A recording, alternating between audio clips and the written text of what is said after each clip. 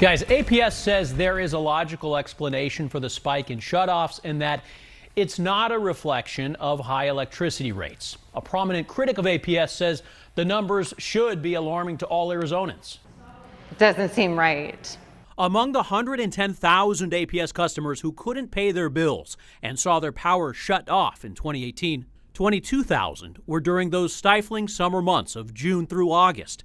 Many vulnerable to health complications and even death, says Stacy Champion, a customer advocate. Most especially the underserved communities, seniors who are on fixed incomes, all those folks. APS CEO Don Brandt, who labels himself the spokesperson for the public utility and who is the only person who can truly speak on all aspects of the company and its treatment of customers, declined to answer our questions about the shutoff data. Instead, APS released a written statement telling 12 News the spike in shutoff data is the result of APS suspending disconnections during the 2017 year. As a result, it reads, the 2017 numbers are lower than normal and the 2018 are a little higher, reflecting the disconnections that would have occurred in 2017. APS's description of shutoffs being a little higher is actually 50% higher than the average of the last 5 years. When 12 News spoke with two commissioners about the newly released numbers, both said they plan to seek answers. Champion also questions whether Corporation Commission staff is truly acting in the best interest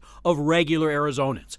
The shutoff data released this week has historically been readily available in the Corporation Commission's annual utilities report released every April, a report that utility companies are required to fill out. It's always been in this one place where the public can and should be able to go access it. The commission staff omitted the shutoff disconnect data from the 2018 template. That omission means the data was not available during a key hearing just last week when Champion and others made a final plea to the commission to take a fresh look at a previously approved rate hike for APS. So why the omission? A spokesperson for the commission says it's merely a coincidence the decision came the same year APS had an unusually high number of shutoffs, and during a time APS is in an intense public relations battle. She added, just because the information is not in the report does not mean the information is not available. Anyone can request it. According to the spokesperson, the decision came at the direction of Utilities Department Director Elijah Abinaw. Abinaw declined to answer our questions, citing open cases involving APS before the commission. The spokesperson says Abinaw determined the data simply wasn't useful in the annual report and therefore deleted, part of a larger streamlining of annual reports that, according to the spokesperson, stems from a 2016 directive from the commission to staff to streamline water utilities data. Champion questions that justification and accuses the commission staff of not acting in the best interest of customers. I don't feel like the public's best interest is being taken seriously. Now, APS tells me that they go above and beyond what's required to notify customers who are at risk for having their power turned off.